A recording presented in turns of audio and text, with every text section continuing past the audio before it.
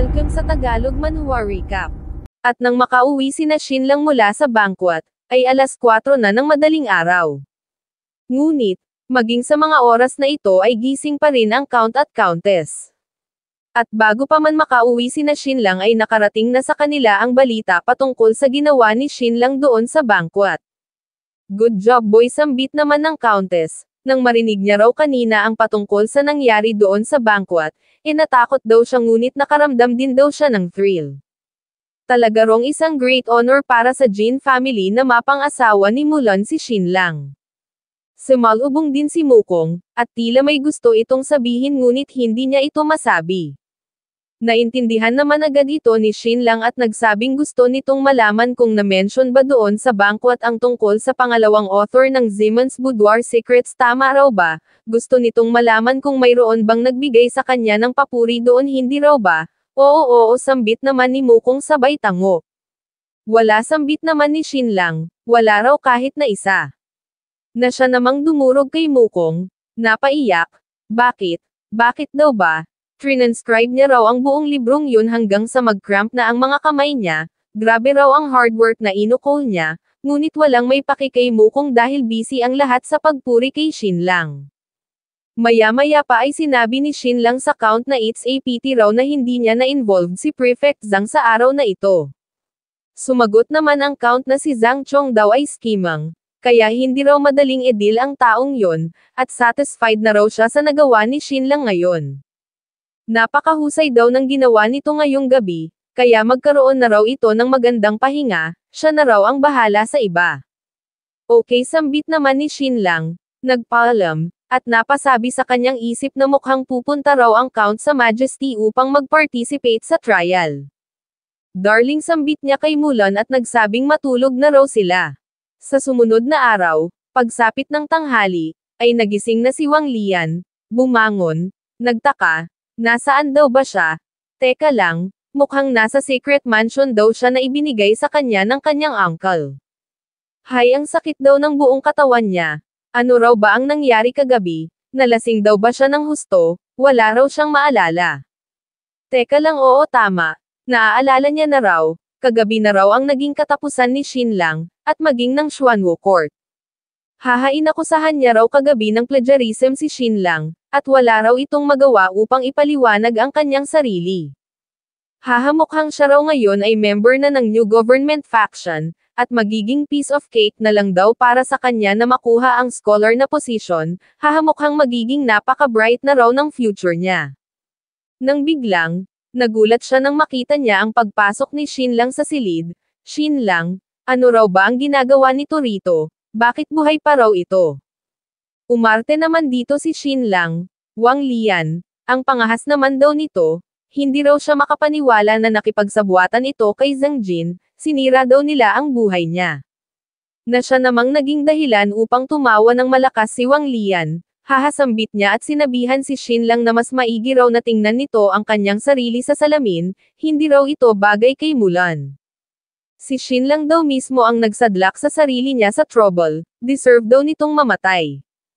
Well, sambit naman ni Shinlang, kung ganon, hindi niya na raw ito lolokohin. Napasigaw naman dito si Wang Lian, ano raw ba ang ibig sabihin ni Shinlang, at teka lang, bakit alam daw nito kung nasaan siya? Ngunit sumagot lang si Shinlang na para daw sa kaalaman ni Wang Lian, wala rong makakasurvive sa sino mang magtangkang mang-agrabyado sa kanya. Wala raw siyang paki kung ini-slander siya nito sa pamamagitan ng plagiarism, ngunit hindi niya raw ito mapapatawad sa ginawa nitong pagsira sa reputasyon ni Mulan. Nakagawa na raw siya ng plano kung papaano niya ito papatayin sa pinaka-unique na paraan, ngunit hindi niya raw inaasahan na may mas maganda pa palang plano ang Diyos para kay Wang Lian. Shinlang, sambit naman ni Wang Lian, nababaliw na raw ba ito? Ito raw ay isa ng dead meat kaya bakit binabantaan pa raw siya nito? Ngunit sumagot lang si Shinlang na Mr. Wang, bakit daw ba may marka ng ngipin sa binti nito, kinagat daw ba ito ng aso kagabi? Napatingin naman dito si Wang Lian, at nagulat siya sa kanyang nakita. Dinagdag pa ni Shinlang na bukod pa doon, mayroon din dong ganitong marka sa kanyang leeg. Tumayo naman agad dito si Wang Lian, sumigaw na umalis daw si Shinlang sa dadaanan niya, magpapatingin daw siya sa doktor. Pinadaan naman ni Shin Lang si Wang Liang, dali-daling tumakbo, ngunit nagulantang si Wang Lian sa bumungad sa kanya sa labas. Teka lang, ano raw ba ang nangyayari dito? Bakit daw ba nandito ang mga sundalo ng Jin family? Mr. Wang sambit naman ni Shin Lang, at nagtanong kung talaga raw bang hindi nito naaalala kung ano ang nangyari kagabi. Kung ganon, hayaan daw siya nitong ipaalala ito sa kanya, sinabi raw nito na kinokold niya si Liu Huyan. Sambit naman ni Wang Lian, dahan daw ang pumasok ang mga alaala sa utak niya, shit, katapusan niya na raw, wala na rong tutulong sa kanya, papatayin daw siya ni Liu Huyan. Sinabi naman ni Shin Lang na gusto niya raw itong patayin ng personal kagabi, ngunit sa hindi inaasahan, ito raw ay kinagat ng 2 asong gala pauwi, well, ayos na rin daw ito na maging punishment niya. Galit na galit daw siya sa ginawa nitong pag-slander kay Mulan kagabi, lasing na lasing daw ito kagabi kaya hindi ito nakaramdam ng sakit, kaya gusto niya rong ipa-experience uli ngayon kay Wang Lian ang feeling na yon, at tumahol ang mga aso na nasa kulungan. Shin Lang, pakawalan mo na ako, sambit naman ni Wang Lian, kailangan niya na rong magpatingin sa doktor, kaya hayaan na raw siya nitong makalabas. Ngunit inutusan lang ni Shin Lang ang mga guard na buksan ang kulungan at palabasin ang mga aso. Shin Lang, anong ginagawa mo, sigaw naman ni Wang Lian. At maya-maya pa ay umalangaw-ngaw sa buong lugar ang sigaw ni Wang Lian at mga tahol ng aso. Samantala, sa Nujiang's Prefecture Mansion, ay makikitang lumuluhod si Zhang Jin sa harap ng prefect. Humingi siya ng tawad at nagsabing nag-fail daw ang plano nila na pag-besiege sa prefect. Talaga bang iyon ay isang conspiracy? Sambit naman ni Prefect Zhang sa kanyang isip. Note: nung una pa lang mabasa ni Prefect Zhang ang libro ni Shin Lang, ay napansin niya na yung acrostic poem at hindi siya natuwa patungkol dito. Instead, naghinala siya na iyon ay isang conspiracy. Kaya nagpadala agad siya ng 3 batch ng mga tauhan. Ang unang batch ay ipinadala niya sa Governor's Mansion, ang pangalawang batch ay sa Capital City, at ang pangatlong batch ay sa Nano State. Paulit-ulit na kinonfirm ni Prefect Zhang Jin kung talaga bang nagbabalak na magrebelde si Prince Jin, ngunit wala siyang nakuhang malinaw na sagot. Therefore, nakapag-decide siya na wag na itong alamin ng personal, at ipasa na lang kay Li Wenzheng ang machete. Napasabi si Prefect Zhang sa kanyang isip na Shin Lang, paano raw nangyari na ang isang nobody na tulad nito ay nalaman ang patungkol sa sekreto ni Prince Jin. At, nakagawa pa raw ito ng prompt decision na mag-set up ng trap sa kanyang libro na muntik nang nagpasabit kay Zhang Jin. At inutusan niya si Zhang Jin na sabihin daw nito sa kanya ang lahat ng detalye ng buong pangyayari kagabi. At, sinabi na nga ni Zhang Jin ang buong detalye. Sinabi pa ni Zhang Jin na nilamon daw siya ng buo ni Shin Lang kagabi, kaya patawad daw sa letdown, tatanggapin niya raw anumang parusa na ibigay sa kanya ng prefect. Hindi sagot naman ni Prefect Zhang at nagsabing ang naging reaction daw nito kagabi ay tama lang. Sadyang napaka-sophisticated lang daw talaga ng kalaban niya. At makikitang hindi umimik si Zhang Jin. Idinagdag pa ni Prefect Zhang na napakahusay daw ng Shin Lang na yon, ngayon lang daw siya naka-encounter ng ganoon ka-awesome na young man. Hindi lang daw sa ito ay talented, ngunit ito rin daw ay wise at ruthless. Sayang lang daw at napunta ito sa Jin family. Kung magtatrabaho daw sa kanya ang batang yon, confident daw siya na mag-groom niya ito na maging isang mahusay na Prime Minister sa loob lang ng 10 taon. Gusto mo bang patayin ko siya? Tanong naman ni Zhang Jin. Ngunit sumagot lang si Prefect Zhang na iyon daw ay malabo, hindi raw siya bibigyan ng opening ng taong yon. At by the way, natutulog na raw ba sa iisang kwarto si Shin Lang at Mulan? Na siya namang ikinagulat ni Zhang Jin, nagtataka siya kung ano ba ang binabalak ng kanyang ama. Father sambit niya at nagsabing ayon daw sa mga spy nila, mukha lang dong intimate si Mulan at Shin Lang kapag mayroong mga tao ngunit hindi raw sila natutulog ng magkasama. Sinabi naman ni Prefect Zhang na kung ganon, papuntahin daw ni Zhang Jin ang kanyang sister dito. Gusto niya rong akitin nito si Shin Lang at makipagtalik.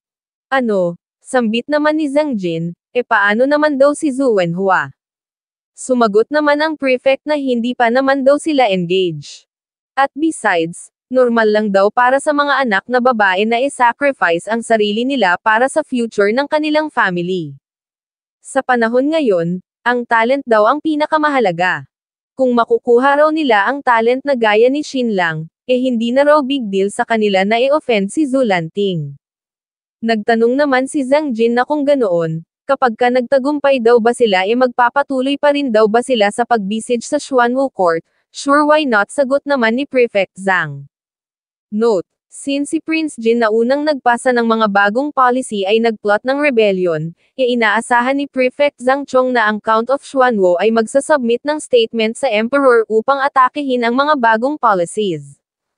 At ang tansya ni Prefect Zhang, ang magiging first memorial ng Count of Xuanwu ay ang mag-request na mag-issue ng decree ang Emperor upang i-reprimand si Prince Jin, which is isang napakalaking sampal sa Emperor. Ganun pa man, ini-expect niya na rin na i-reject lang ito ng Emperor.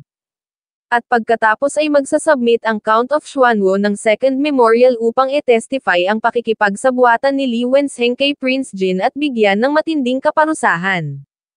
Ang future ng Zhang family ay nakasalalay sa magiging choice ng Emperor.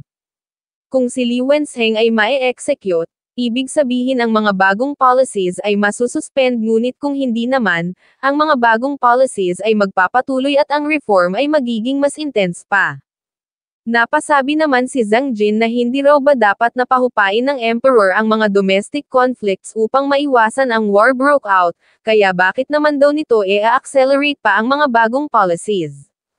Samantala, sa Xuanwu Court naman, ay makikitang nakalatag ang dalawang memorial na inihanda ng Count of Xuanwu.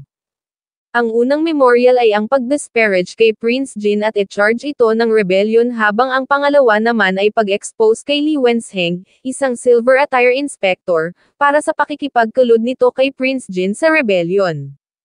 Gustong i-request ng Count of Xuanwu sa Emperor na parusahan ang dalawang ito bilang warning sa iba. Sinabi naman ni Shin lang na tiyak na maaaprobahan daw ang unang memorial, ngunit ang susi raw ay ang second memorial. Dahil kung i-execute daw ng Emperor si Li Wenzheng, iyon ay nangangahulugang masususpend ang mga bagong policies. Ngunit kung hindi naman, ang mga bagong policies daw ay magpapatuloy at tiyak na mas paiigtingin pa nila ito. Kaya father-in-law, sigurado daw ba talaga ito na ipapasa niya ang mga memorial na ito sa Emperor? Ang mga ito raw ay against sa stance ng Emperor. Ngunit nag-exude lang ang Count ng seryosong ekspresyon at sumagot na oo, sigurado daw siya. Ang lahat daw ng mayroon sila ngayon ay bunga ng hard work ng kanilang mga ancestors, ito ay hindi nagmula sa Ning family, kaya bakit niya naman daw hahayaan na mapunta ito sa kanila? Hindi raw siya isang makapangyarihang tao, ngunit kailangan niya rong i-guard ang asset ng kanilang family. Napasabi naman si Shin lang sa kanyang isip na palagi dong conservative ang kanyang father-in-law, ngunit hindi niya raw ini-expect na sasalungat ito ng ganito sa Emperor. Ganun pa man, hindi raw makakabuti sa kanila kung magkukomply lang sila sa gusto ng Emperor sa sitwasyon na ito, kaya agree daw siya sa gustong mangyari ng Count. Rest assured, sambit niya at nagsabing mayroon na raw siyang nakahandang mga countermeasures, at napasabi sa kanyang isip na ito raw ay napaka-ruthless. At, lumipat ang eksena sa study room ni Prefect Zhang. Nabasa mo na ba ang librong ito? Sambit niya sabay abot. Ngunit sumagot lang ang babaeng ito na nabasa niya na raw ito ng 10 beses, ni kaya niya na nga raw ma-recite ang bawat kataga na nakapaloob sa librong ito. Ano, gusto raw ba nitong mag-recite siya ng passage? Note: ang babaeng ito ay si Zhang Chunhua, ang anak na babae ni Zhang Chong. Ito ay ang pinakamaganda at number 1 talent sa buong Lujiang Prefecture, kung hindi nag-e-exist si Mulan. Dahan daw ang bumangon si Zhang Chunhua at nagsimulang mag-recite ng particular na tula mula sa Zeman's Boudoir Secrets. Ang paraan ng paghawak mo sa akin ay nagpapadala ng panginginig sa aking mga gulugod, ang iyong mga mata ay napakainit at kaakit-akit. Alam kong akin ka, ang ating buhay ay parang apoy na nagninangas sa kaibuturan ng ating mga kaluluwa, isang marubdob na apoy na lumalagablab sa tuwing tayo ay nagkakalapit. Isa kang noble, paano mo nagagawang mag-recite ng mga ganoong klaseng tula? Sambit naman ni Prefect Zhang sabay katok ng libro sa ulo ni Zhang Chunhua. Come on, saad naman ni Chunhua at nagsabing, Father, hindi raw ba nito kilala kung anong klaseng tao siya? Siya raw ay perfect sa mata ng ibang tao, siya raw ay isang kilalang graceful na babae. Hay, sambit naman ni Prefect Zhang sa kanyang isip, ang dalawang kapatid daw nitong mga lalaki ay parehong mature at masunurin, ngunit bakit daw ba napaka-naughty at cunning ng babaeng ito? At tinanong niya ito kung narinig na raw ba nito si Xin Lang, ang author ng Zemon's Boudoir Secrets. Siyempre sagot naman ni Chunhua, sila raw ay soulmate sa libro at kanyang panaginip. Gusto kong i-approach mo si Xin Lang, saad naman ni Prefect Zhang. Subukan daw nitong hilahin si Xin Lang papunta sa kanilang side hanggat maaari, hindi pa raw nito nako-consummate ang marriage nila ni Mulan, at ito raw ay isa lang nobody. Na siya namang ikina-excite ni Chunhua. Father sambit niya at nagtanong kung ang ibig sabihin daw ba nito hindi niya na kailangang pakasalan pa ang loser na si Zhu Wenhua, gusto mong iseduce ko si Xin Lang ha, iyon daw ang forte niya kaya syempre game na game daw siya. Teka lang, seryoso ito, sigaw naman ni Prefect Zhang. Tandaan daw nito, mag-seize ito ng opportunity na makuha si Xin Lang, ngunit wag daw nitong ibigay ang sarili niya ng walang katuturan. Ako na ang bahala, Father, sambit naman ni Chunhua. Marahil ito raw ay magaling sa politics, ngunit mas magaling daw siya pagdating sa pangsisedos ng mga lalaki kumpara sa kanya. Binalatan niya ang orange. Father, kumain ka ng orange, sambit niya sabay akmang subo sa kanyang ama. No thanks, sambit naman ni Prefect Zhang. Come on, sambit naman ni Chunhua. Na-hypnotize niya si Prefect Zhang, at napatawa siya. Oops, nakalimutan niya raw palang sabihin na hindi niya nahugasan ang kamay niya matapos niyang edil ang tae ng aso kanina, sabay tawa uli. Lumayas ka sa harap ko, sigaw naman ni Prefect Zhang. Bigla namang tumalon si Chunhua papunta sa bintana, napangisi, at napasabi sa kanyang isip na isedos ang playboy na yon, ito raw ay interesting. Pagkatapos ng engagement banquet, ang buong Xuanwu City ay naging napakatahimik. Ang lahat ay nag-aabang sa decree mula sa Emperor, pati na si Count Jinzhou na kakasubmit lang ng kanyang mga memorials. At si Zhang Jin, wala pa ring pinagbago. Siya pa rin ay napakamasunurin sa kanyang ama at ganoon din ang iba pa. Habang si Xin Lang, ini-enjoy nito ang rare leisure time na mayroon siya ngayon. Hay, napaka-boring, sambit niya. Nang biglang dumating si Jin Zong at nagsabing nasa labas daw si Miss Jin Chunhua, ang anak na babae ni Prefect Zhang, gusto raw nitong makita si Mr. Xin. Zhang Chunhua, sambit naman ni Xin Lang sa kanyang isip, napatingin kay Mulan, at makikitang nag-exude ito ng pekeng ngiti. Darling, sambit naman ni Xin Lang at nagsabing hindi niya raw kilala kung sino si Zhang Chunhua. Wala raw siyang alam dito, magtiwala daw si Mulan sa kanya. Sumagot naman si Mulan na iyon daw ay ang anak na babae ni Prefect Zhang Chong, ang pinakamagandang babae at number 1 talent sa Nujiang Prefecture. Tumayo naman agad si Xin Lang at nagsabing darling, malamang fake lang daw ang lahat ng yon. Makinig daw ito sa kanya. Hindi raw siya naniniwala sa mga rumors na yon, fake lang daw yun lahat. Pumunta siya sa likod ni Mulan, minasahe, at nagsabing mayroon lang dong dalawang bagay sa mundong ito ang maaaring paniwalaan ni Mulan. Ano yun, tanong naman ni Mulan. Sumagot naman si Xin Lang na una, siya raw ang pinakagwapong tao sa mundong ito raw ay ang desisyon ng Panginoong lumikha. Ang beauty niya raw ay irresistible para sa mga mortal, na siyang nagpapasangkot sa kanya sa trouble. At dahil sa kagwapuhan niya, marami na rong napakatinding stress ang pinagdaanan niya mula pa pagkabata. At makikita naman ang reaksyon ni Mulan. Idinagdag pa ni Xin Lang na pangalawa, si Mulan daw ang mayroong pinaka-slim at pinakamalambot na waist sa buong mundo. Hindi na raw mabilang na mga waist ng mga babae ang nakita niya sa buong buhay niya kaya mada-testify niya raw ito. Darling, obsessed na obsessed daw siya sa waist nito kaya wag na raw itong magduda sa kanya. Ito raw ay ang kanyang apple of the eye, ngayon at magpakailanman. Darling, ipinapangako niya raw na kahit nasa pagtulog niya, ito lang ang tanging nasa isip niya at maging ang nasa kanyang mga panaginip. Tama na, sambit naman ni Mulan sabay takip sa bunganga ni Xin Lang, at hinalikan naman ito ni Xin Lang na siyang nagpa-flinch kay Mulan. Sinabi naman ni Mulan na lumabas na raw sila, Emit na raw nila yung tinaguriang pinakamagandang babae sa Nujang Prefecture. Let's go darling, sambit naman ni Xinlang. Zhang Chong, sambit naman ni Xinlang sa kanyang isip. Ito raw ba ay isang honey trap? Sa tingin daw ba talaga nito mahuhulog siya sa trap na ito? Hindi na raw mabilang na mga kababaihan ang nakita niya sa buong buhay niya. Sa tingin daw ba talaga nito masiseduce siya ng isang fake beauty? Ito raw ay ridiculous. Makalipas ang ilang sandali, ay nagpang-abot na sila. Napatingin si Chunhua kay Xinlang, at ganun din naman si Xinlang kay Chunhua. Bitch, sambit naman ni Xinlang sa kanyang isip, ang lakas naman daw ng loob nitong magpakita sa kanya ng walang make-up. Napatanong naman si Chunhua sa kanyang isip kung ito raw ba si Xinlang, mas attractive pa raw pala ito kaysa sa mga sabi-sabi. At, makikita naman ang ekspresyon ni Mulan habang nakatingin sa ekspresyon na ini-exude ni Xinlang habang nakatitig kay Chunhua. Agad namang lumapit si Chunhua kay Mulan at nagsabing, Mulan, mahigit 1 taon na raw mula nung huli silang nagkita, tama raw ba? Pasensya na, nahihiya na raw kasi siyang magpakita sa kanya mula nun.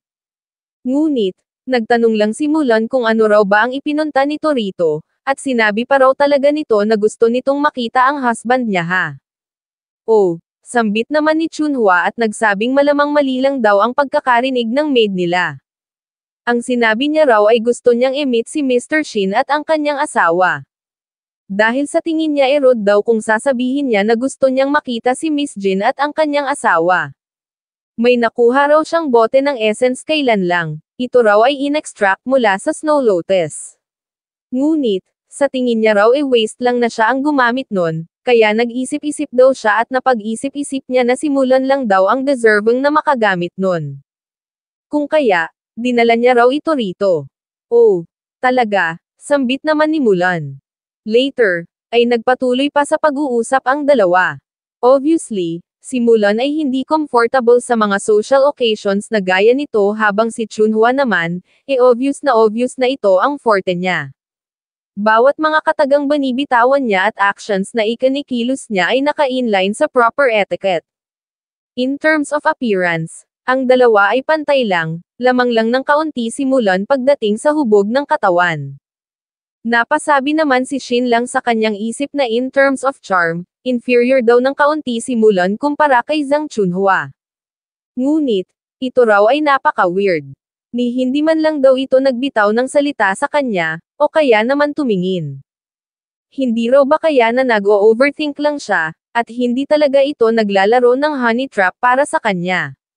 Miss Zhang, may gagawin ka pa ba dito? Tanong naman ni Mulan. Oh my dear wife, sambit naman ni Xinlang sa kanyang isip. Napakadirekta raw ng pagpapalayas nito. Wala na, sambit naman ni Chunhua. Tumayo, na-miss niya lang daw talaga ito ng sobra kaya binisita niya ito kaya sana i-excuse daw siya nito. At by the way, may isinulat daw siyang tula nung nakaraang araw, baka maaari daw siya nitong bigyan ng mga suggestions. Ang bitch na ito, sambit naman ni Mulan sa kanyang isip, at nagsabing wala raw siyang masyadong alam pagdating sa mga tula. Sinabi naman ni Chunhua na wag daw itong masyadong maging modest, pakinggan niya lang daw ito. Sige, kung mag-i-insist ka, sagot naman ni Mulan. At, agad namang ni-recite ni Chunhua ang kanyang tula.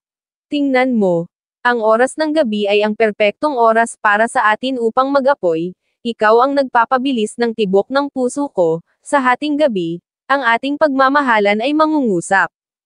Midnight chimes, sa wakas nandito ka na, sa lounge bridge, yayakapin natin ang isa't isa hanggang sumapit ang umaga. Ano sa tingin mo? Sambit naman ni Chunhua kay Mulan. Sumagot naman si Mulan na hindi niya raw masyadong naintindihan kung ano ang ibig nitong sabihin, ngunit sa tingin niya maganda naman daw ang tula nito. Salamat sa compliment, saad naman ni Chunhua, aalis na raw siya, bibisita na lang daw uli siya sa susunod na pagkakataon. At bakit niya naman ni-recite ang tula na yun sa akin, saad naman ni Mulan pag-alis ni Chunhua. Ha? Sambit naman ni Xinlang sa kanyang isip, iyon daw ay isang acrostic poem.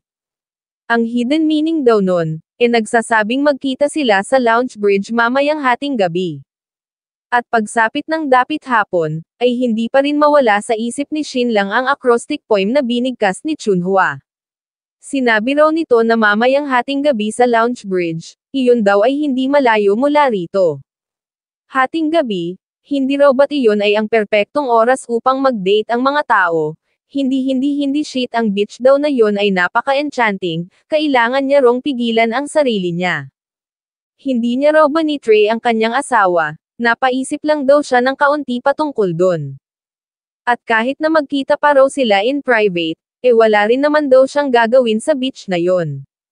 Kahit na mag-hug pa raw sila, mag-kiss, wala rong mangyayari sa kanila. Siya raw ay si Shin lang, hindi raw siya masisedos ng beach na yun ng basta-basta lang, siya raw ay hindi ordinaryong lalaki.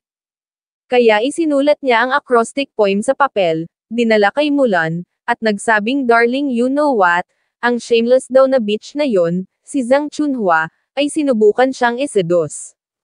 Inilapag niya sa mesa ang papel, tingnan daw nito, gusto raw nitong makipag-date sa kanya mamayang hating gabi.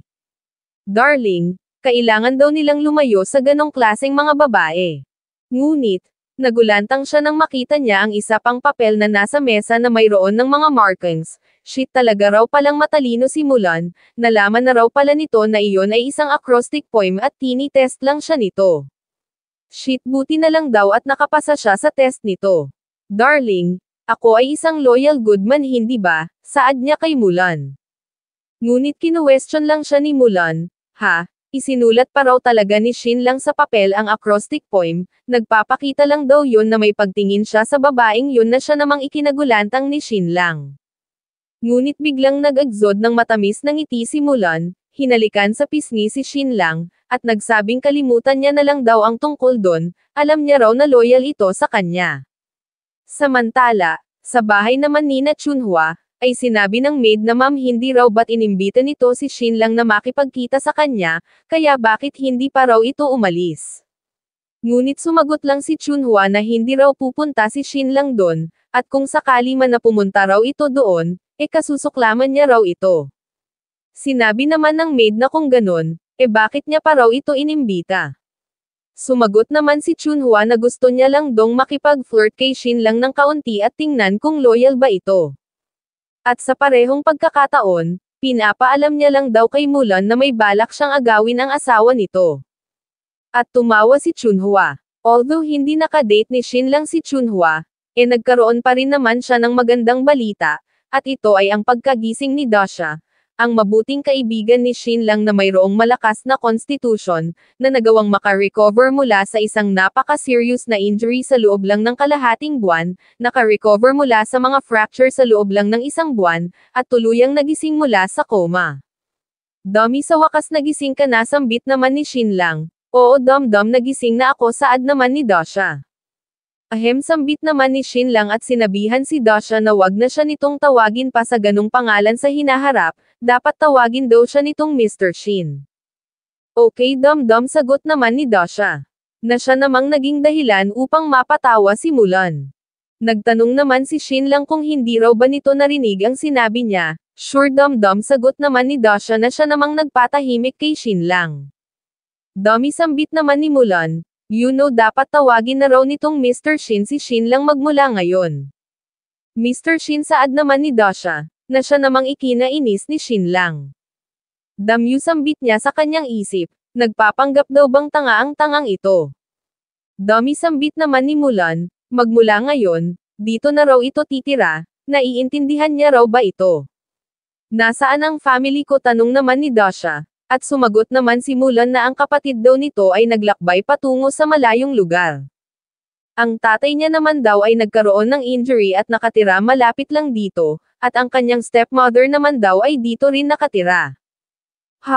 Sambit naman ni Shin lang sa kanyang isip, mukhang ayaw dong tumira ni Dasha sa ibang lugar.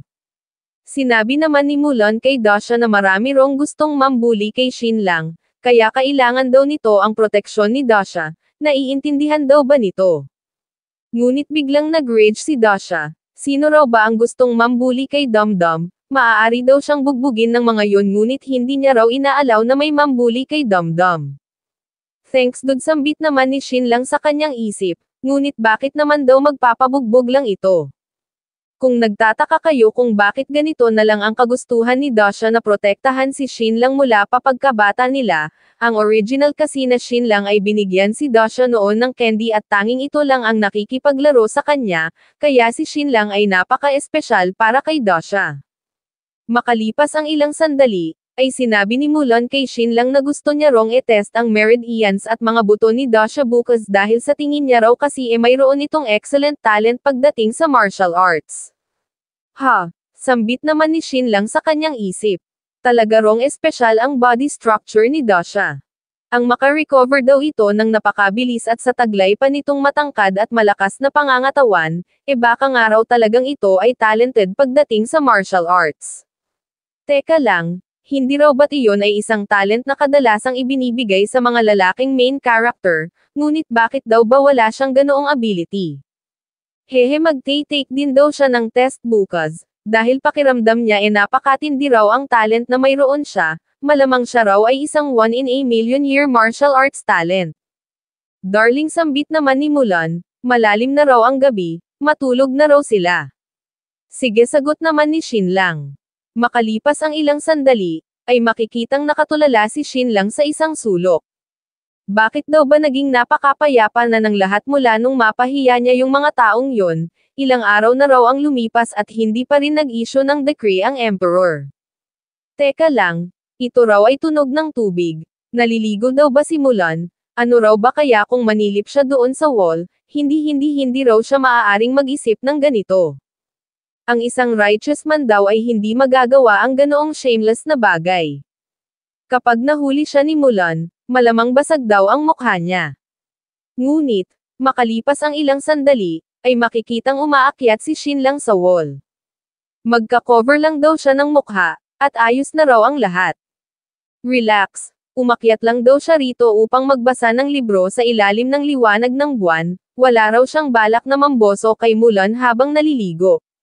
Dangit ang wall daw na ito ay napakataas, natatakot daw siya. No worries. Kahit na mahuli pa raw siya ni Mulan dito, sasabihin niya lang dong nagbabasa siya. Sumilip si Shinlang sa bathroom, at sumirit ang dugo niya sa ilong sa kanyang nakita, at nabitawan niya ang libro sa gulat nang marinig niya ang malakas na boses na sinisigaw ang pangalan niya, tanggapin daw nito ang decree mula sa emperor, tanggapin daw ni Shinlang ang decree mula sa majesty. Nahulog ang libro, na siya namang naging dahilan upang mapalingon si Mulan. Napatingin sa direksyon ni Shinlang, shit sambit naman ni Shinlang, katapusan niya na raw. Nagkatinginan silang dalawa, ngunit mapapansin na walang reaction si Mulan, bumalik sa loob, na siya namang ipinagtaka ni Shinlang. Teka lang, ano daw ba yon? Hindi raw ba siya napansin ni Mulan, shit iyon daw ay imposible. Masama raw ang pakiramdam niya rito, kailangan niya na rong tumakbo. Ngunit nadulas siya pagbaba niya. At makalipas ang ilang sandali, ay lumipat ang eksena sa hall ng Xuanwu Court kung saan pinuntahan na nina Shinlang ang eunuch na nagmula sa capital city. At dito ay sinabi ng eunuch kay Shinlang na ang lakas naman daw ng loob nitong paghintayin siya na tagapaghatid ng imperial edict. Pakiusap wag kang magalit sir sambit naman ni Shinlang, nagbigay ng pera. Tanggapin niya raw ito bilang regalo, at napasabi sa kanyang isip na ang pangahas naman daw ng eunuch na ito na maging napakayabang sa harap niya. Sambit naman ng eunuch. Ito raw ay malaking bag. Estimate niya raw daan-daang gold coins ang nilalaman nito, ang Jin family ay napaka-generous. Idiot, sa tingin daw ba nito masusuhulan siya nito, ito raw ay napaka-naive.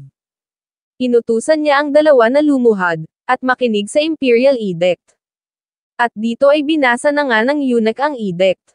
Dahil sa nagawang pag-denounce ni Shinlang sa rebellion ni Prince Jin, ito ngayon ay granted na makapag-aral sa Imperial College. Makikita namang nakikinig mula sa labas ang count, at makikita naman ang pagkainis ni Mulan. Ano raw ba ang ibig sabihin nito? Ang husband niya raw ay napaka-talented, nagpapatawa daw ba ang emperor? Note: ang Imperial College kasi ay isang lugar kung saan nag-aaral ang mga taong gustong makakuha ng official position ngunit bumagsak sa Imperial Examination.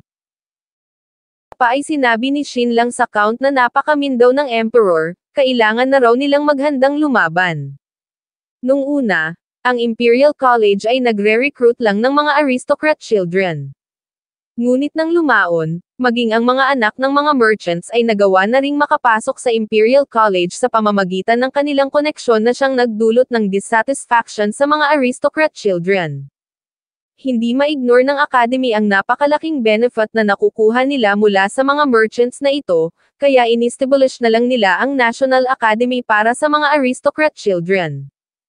At magmula nun, ang Imperial College ay naging lugar kung saan maaaring makakuha ang mga anak ng mga mayayamang pamilya ng diploma gamit lang ang pera. At ang ethos sa college na ito ay napaka-terrible. Sa mundo ng mga nobles, walang may paki sa diploma na nagmula sa Imperial College.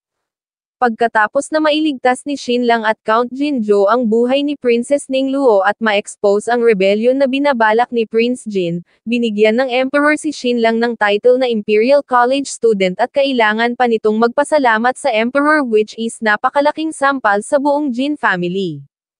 At sinabi ni Xinlang na malapit na rong maubos ang oras nila, mukhang mga 6 na araw na lang daw ang itatagal ng kapayapaan na ini-enjoy nila ngayon. Siya raw ay isang mabait na tao, at hate niya raw ang paghihiganti sa ibang tao. Sadyang napipilitan lang daw talaga siyang maging isang bad guy, ngunit paglingon niya, nilayasan na pala siya ng dalawa. Hey, sigaw naman ni Xinlang, bakit umalis daw agad sila, may sasabihin pa raw siya. Nung sumunod na gabi, ay napansin ni Xinlang na biglang bumukas ang ilaw sa isang building. Hehe, sambit niya habang isinusuot ang mask, mukhang sa embroidery building daw pala maliligo si Mulan ngayon. Makalipas ang ilang sandali ay makikitang sumisilip na si Xinlang sa bintana ng embroidery building at mapapansin na nakapatong siya sa hagdan. Hindi raw magandang idea na magbasa sa gabi kaya, tumingin siya sa loob, ngunit biglang isinarado ang bintana na siya namang nagpadismaya kay Xinlang. Mulan, sumusobra na raw ito, bakit daw ba tinatrato siya nito ng ganito? Kinaumagahan, sa hapagkainan, ay hinampas ni Xinlang ang mesa at sumigaw na hindi raw siya kakain. Mulan, nilo-lookdown siya nito dahil sa kanyang humble identity, hindi raw ba? Anong pinagsasasabi mo? Gulat na sambit naman ni Mulan, hindi niya raw ito nilo-lookdown.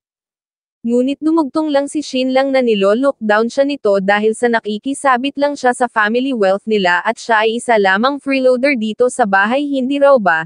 Hindi darling, sambit naman ni Mulan, wag daw itong mag-overthink.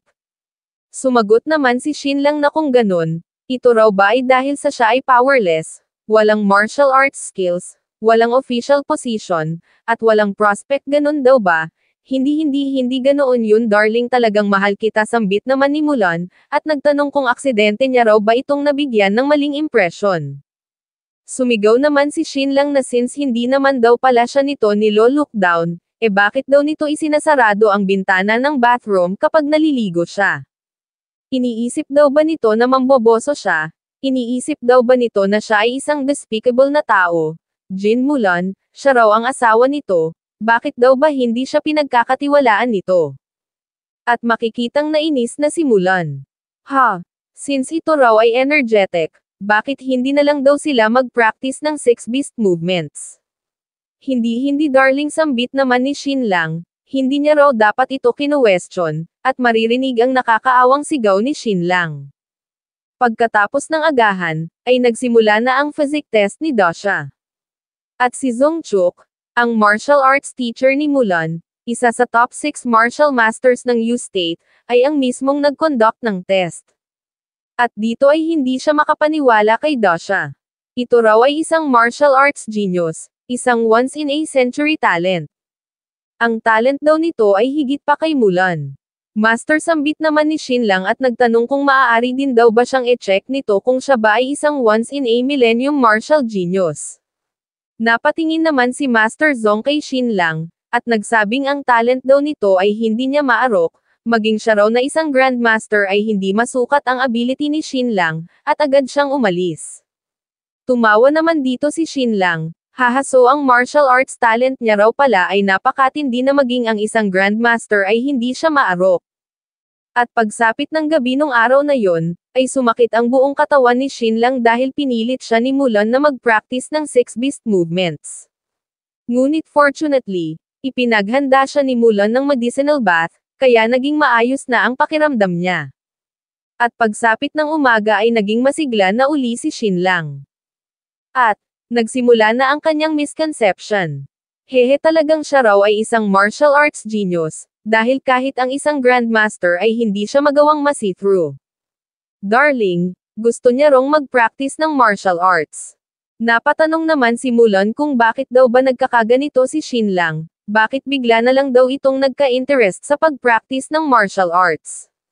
Sumagot naman si Xinlang na ang isang tunay na lalaki daw ay dapat na mag-strive para sa self-improvement, si Mulan daw ay napaka-excellent, kailangan niya rong makahabol. Dahil kung hindi, baka mapag-iiwanan daw siya kapag kapatuloy na nagkaroon ng progress si Mulan. Sinabi naman ni Mulan na kung ganon, ano raw ba ang purpose nito sa pag-practice ng martial arts? Napasabi naman si Xinlang sa kanyang isip na syempre, ito raw ay paghihiganti. Gusto niya rong torture ng 100 beses ang asawa niya.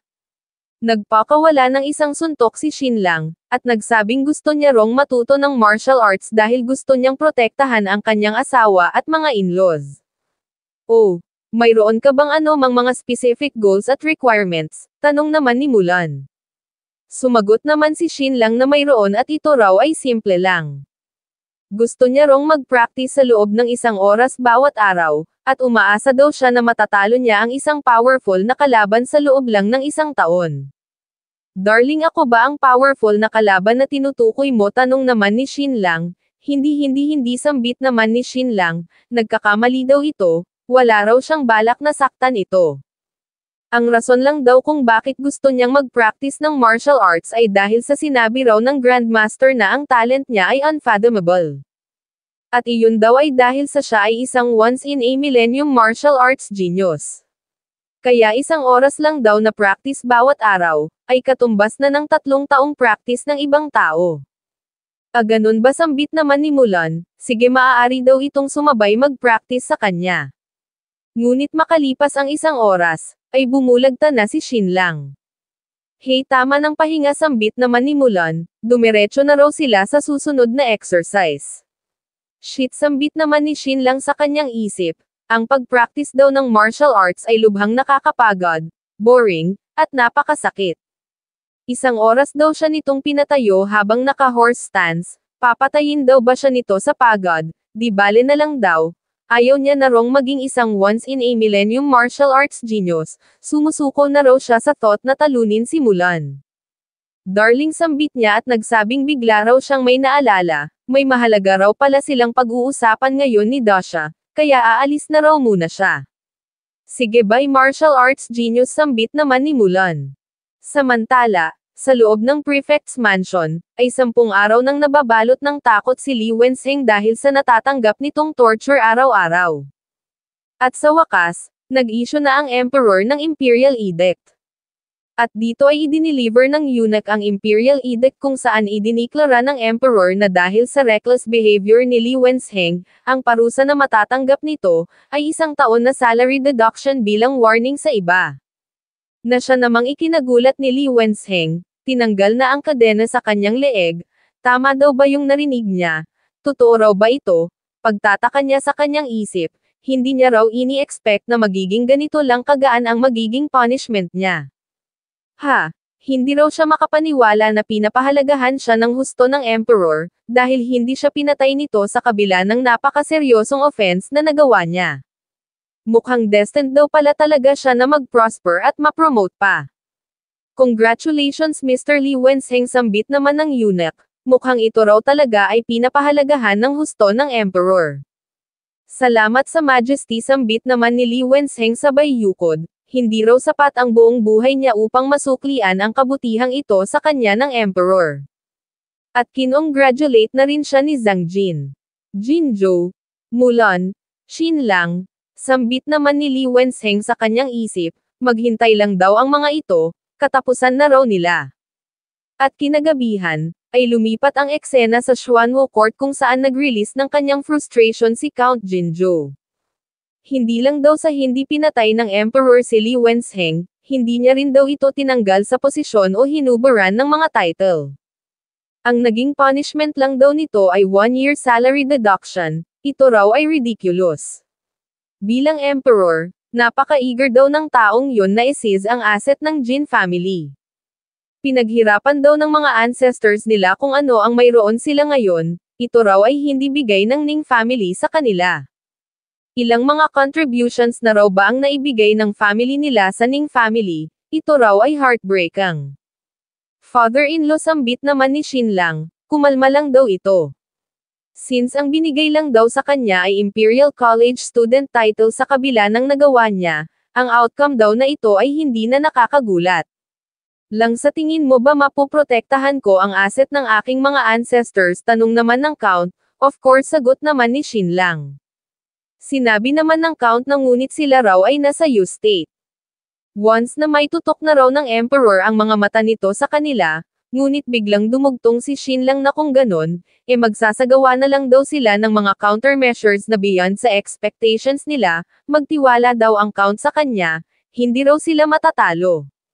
Sa ngayon ay kailangan na raw nilang maghanda, dahil tiyak na magra-rampage daw yun si Li Wenzheng, at natitiyak niya raw na pupunta ito rito mamaya upang maghiganti, wipe out daw nila ang asong ulol na yun mamaya. At napasabi sa kanyang isip na Li Wenzheng, it's a pity raw na hindi pa ito namatay dahil ngayon, mas matinding kamatayan daw ang dadanasan nito. Nang biglang dumating si Jin Zong at nag-report na nagdala raw ang Silver Attire Inspector ng mga tauhan, may huhulihin daw sila dito sa mansyon. Li Wenzheng, sambit naman ng Count sa kanyang isip, sino raw ba ang target nito, si Xinlang daw ba? At maya-maya pa ay lumabas na sila. Nilapitan naman ng Count si Li Wenzheng, at nagtanong kung bakit daw ba nagdala ito rito ng maraming mga tauhan. Sumagot naman si Li Wenzheng na may huhulihin daw siya, at nagtanong naman ang Count kung sino. Si Jin Mulan sambit naman ni Li Wenzheng. Ano? Sigaw naman ni Count Jinzhou, bakit? Anong krimen daw ba ang nagawa ng anak niya at kailangan pang magdala ng ganito karaming mga sundalo ng Silver Attire Inspector sa kanilang mansyon? Sumagot naman si Li Wenzheng na ginambala daw ni Mulan ang katahimikan at nagsanhi ng kamatayan sa mga tao.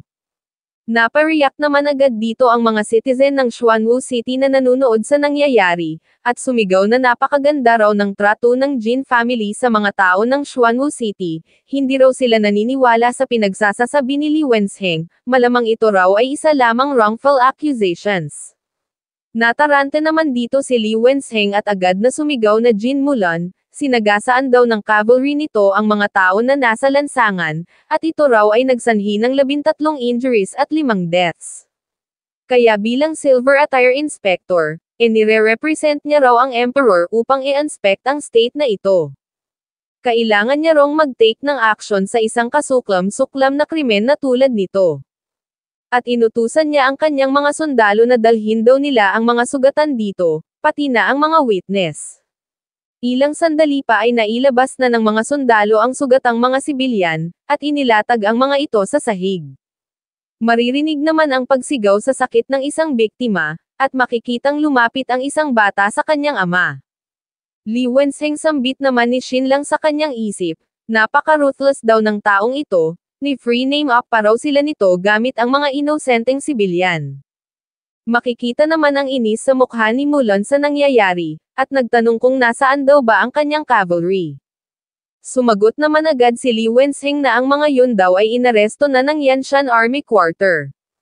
Note: ang Yanshan Army Quarter ay isa sa 3 army quarters na nasa Xuanwu City. At idinagdag pa ni Li Wenzheng na ang mga unruly thugs daw na yun, sinagasaan daw ng mga yun ang mga inosenteng mga sibilyan sa lansangan. Kaya tinitiyak niya raw na ang mga yun ay mae-execute kapag na-report niya na ang bagay na ito sa prefect at governor. At makikitang nabalot na ng inis si Mulan. Mr. Jin sambit naman ni Li Wenzheng, napakalinaw na raw ng ebidensya na ito. Ang cavalry daw na nasa ilalim ng command ni Jin Mulan ay nanagasan ng mga inosenteng mga sibilyan gamit ang kanilang mga kabayo. Kaya bilang in charge, kailangang sumama raw ni Mulan sa kanya upang mas maimbestigahan pa ng lubusan ang kaso na ito. At napahalakhak si Li Wenzheng sa kanyang isip. Nabalot daw siya ng takot sa loob ng ilang araw ngunit ngayon, makakapaghiganti na raw siya. Mr. Jin, ang mga ito ay awesome hindi raw ba? Kaya bakit hindi raw nila iligtas ang kanilang cavalry sa Yanshan Army Quarter? At kapag nangyari yon, si Prefect Zhang Chong daw at si Governor Zurong ay magle-lead ng mga troops upang sugpuin sila sa salang rebellion. Ano General Jin Mulan, hindi pa rin daw ba ito aamin, kung hindi raw ito sasama sa kanya upang ipaliwanag ng malinaw ang tungkol sa bagay na ito, wag daw nitong sisihin ang Yanshan Army Quarter kung ito torture ng mga yun ang kanyang mga tao upang mapaamin lang. Ang tao raw sa army ay mga heavy-handed, ayaw naman daw siguro nitong makitang maging baldado o kaya naman mamatay ang kanyang mga tauhan hindi raw ba? After all, ang leader daw ng cavalry na yon ay isang babae. Ano? Nahuli nila si Jin Jianyang, sambit naman ni Mulan sa kanyang isip. Note, si Jin Jianyang ay nasa Xuanwo Court na mula nung bata pa ito at ito ang pinaka-loyal nilang tauhan. Ito ay mayroong napakahusay na martial arts skills ngunit napakamahiyain. At sa tuwing makikita nito si Xin Lang, ito ay nagbablush. At ngayong nahuli ng kalaban ang ganito kagandang babae, kung hindi nila ito ma-rescue sa tamang oras, ang magiging consequences ay napakahirap na ma-predict. Pinapahalagahan ng husto ni Mulan ang kanyang mga sundalo, at si Jin Jianyang ay itinuturing niya na elder sister. Therefore, buong-buo na ang loob niya na pumunta doon upang i-rescue si Jin Jianyang at ang iba pa, kahit na siya pa ang magiging kapalit at ikulong sa prefect's mansion. Ganun pa man, bigla siyang pinigilan ni Xin Lang, humakbang pasulong, at nagsabing Li Wensheng, mukhang napakapayat na raw nito ngayon, dapat alagaan daw nito ang sarili niya, hindi raw ba nag-aalala ang mga magulang nito sa kanya? Darling sambit naman ni Mulan sa kanyang isip, sinabi naman agad ni Li Wensheng kay Xin Lang na i-drop na raw nito ang kanyang pag-arte, wala raw itong silbi, ni may idea raw ba ito kung ano ang ginagawa niya ngayon? Oh, sambit naman ni Xin Lang, sinasabi raw ba nito na gumagawa siya ng meaningless attempt? Oo sagot naman ni Li Wensheng. Ang skimang tricks at amazing intelligence daw nito ay wala ng silbi ngayon, kayang-kaya rong basagin ng absolute power ang lahat ng mga conspiracy. Hey Li Wensheng sambit naman ni Xin Lang, kailangan na raw nitong tumakbo, malapit na raw silang dumating. Xin Lang anong tricks na naman itong nilalaro mo, tanong naman ni Li Wensheng. Ngunit sinabi lang ni Xin Lang na 3 hours ago, pumasok daw sila sa Nujiang Prefectural City at dumiretso sa Prefectural Mansion upang hanapin si Li Wensheng, ngunit wala daw ito doon. At ngayon, papunta na raw ang mga yon dito sa Xuanwu City, kaya tumakbo na raw ito. Ha, sambit naman ni Li Wensheng, nababaliw na raw ba ito? Ano raw ba ang pinagsasasabi nito? Li Wensheng sambit naman ni Xin Lang, ito raw ay magiging dead meat, ngayon na raw ang magiging katapusan nito. Ridiculous sigaw naman ni Li Wensheng. At sino naman daw ang magtatangkang pumatay sa kanya, salary deduction lang daw ang ibinigay na punishment ng emperor sa kanya, pinapahalagahan daw siya ng husto ng emperor, kaya sino naman daw ang magtatangkang pumatay sa kanya. Hayaan daw siya ni Xin Lang na magbanyag ng isa pang sekreto, ang eunuch daw na nag-deliver ng decree sa kanya, ay personal pa mismong pumunta sa bahay niya upang bigyan ng malaking pera ang kanyang mga magulang, na katumbas ng 3 taong sahod niya. Ngunit sumagot lang si Xin Lang na syempre hindi niya raw ito maaaring patayin, at lalong hindi rin ng Jin family. Dahil ang tao raw na gustong magpapatay sa kanya, ay ang emperor mismo. Li Wensheng, nakatakda na raw itong mamatay half a month ago pa. Kahit na milya-milya raw ang layo niya mula sa capital city, hindi raw iyon hadlang upang makagawa siya ng ilang mga maliliit na mga tricks. Ngunit sinabi lang ni Li Wensheng na tumigil na raw si Xin Lang sa pagsasalita ng nonsense, at inutusan ang mga sundalo na hulihin si Mulan at isama pabalik. Ngunit, bago pa man makalapit ang mga sundalo kay Mulan, ay mayroong dumating na isang hukbo na siya namang ipinagtaka ni Li Wensheng. Huminto ang hukbo, at pasigaw na nagtanong ang leader kung nasaan si Li Wensheng. Note, ang mga ito ay mga martial arts masters na nagmula sa Darkwater Association. Ang mga ito ay minions ng Emperor, direktang nililid ng Emperor, at hindi nabibilang sa anumang department. Nagulat naman dito si Li Wenzheng, bakit nandito raw ang mga members ng Darkwater Organization? At pasigaw uli na nagtanong ang leader kung nasaan daw ba si Li Wenzheng. Ako si Li Wenzheng, sagot naman ni Li Wenzheng, tinawag na sir ang leader, itinuro si Mulan, at nagsabing sakto lang daw ang pagdating nila. Ang cavalry daw ng Xuanwu Court ay umaasta ng napakayabang sa Xuanwu City, at ang mga ito raw ay nagsanhi ng injuries at kamatayan sa napakaraming sibilyan. At si Jin Mulan daw ang responsable sa mga nangyari, pakiusap hulihin daw nila ito. Li Wenzheng sambit naman ng leader, dismiss na raw nito ang lahat ng kanyang mga tauhan na nandito. Kapituwang-tuwa namang sagot ni Li Wenzheng. At makalipas ang ilang sandali ay umalis na ang mga tauhan ni Li Wenzheng at maging ang mga mamamayan ng Xuanwu City na nanunood. Lordship sambit naman ng leader sa Count of Xuanwu, at nagsabing pakiusap magpanggap na lang daw ito na wala itong nakita sa mga susunod na mangyayari. Kapansin-pansin din ang ekspresyon na ini-exude ni Xinlang, at nagtaka naman si Li Wenzheng sa nangyayari. Guys, sambit niya at nagsabing dapat hulihin na raw nila si Jin Mulan, ngunit sumigaw lang ang leader na hulihin si Li Wenzheng at i-execute ito na siya namang ikinagulantang ni Li Wenzheng. Guys, malamang nagkakamali lang kayo, sambit naman ni Li Wenzheng, napaka-imposible raw na ipapapatay siya ng emperor. Ngunit, sumigaw lang ang leader na dalhin na raw nila ito. Imposible, sigaw naman ni Li Wenzheng, napaka-imposible daw na napakabilis magbago ng isip ng emperor. Malamang nagkamali lang daw sila. Ito raw ay isa lamang pagkakamali. Xinlang, you bastard, anong trick daw ba ang ginawa nito upang magbago ng napakabilis ang isip ng emperor? Ha, sambit naman ni Xinlang sa kanyang isip, ang pagdeal daw kay Li Wenzheng ay piece of cake lang para sa kanya, marami raw siyang nakalatag na paraan kung papaano ito papatayin. Ang totoo, half a month ago pa pinagplanuhan at pinaghandaan ni Xinlang ang tungkol dito. Na-predict niya na kasi na hindi e-execute ng Emperor si Li Wenzheng kaya naghanda na siya agad ng contingency plan. Inutusan niya si Jin Hui kasama ang ilang dosenang mga tauhan na pumunta sa capital city upang mag-imbestiga. At ayon sa impormasyon na nakuha niya, nung makapasa si Li Wenzheng sa Imperial Examination, ito ay na-inlove sa isa sa mga courtesans ng capital city na si Hu Wanwan. At upang makuha ni Li Wenzheng ang favor ng babaeng ito, siya ay nagsulat ng superlative poem na nagsurpass sa lahat ng mga tula ng ibang mga scholars. Inakala niya na makukuha niya ang puso ni Hu Wanwan sa pamamagitan ng tulang ito. Ganun pa man, hindi nagka-interest si Hu Wanwan sa kanya kahit na kaunti.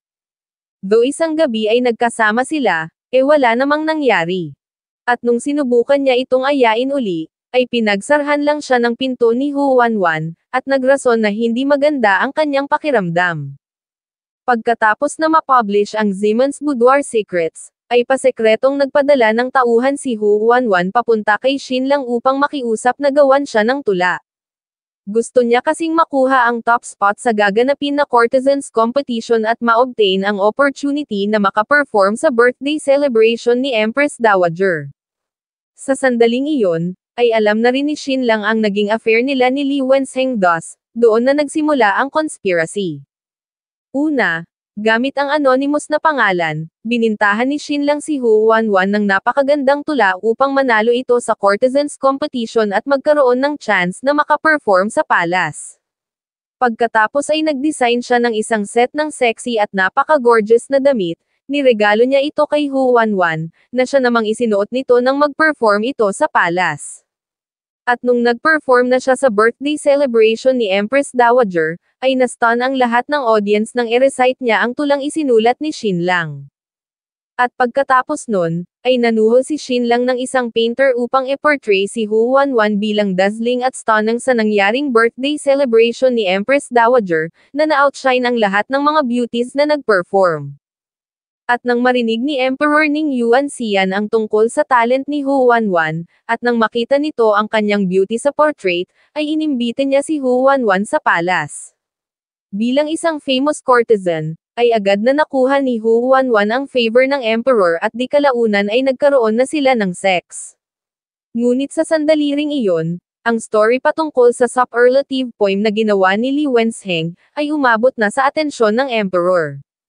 Ayon sa rumor, na-move si Hu Wanwan sa tulang ito at nagkaroon sila ng intimate relationship ni Li Wenzheng.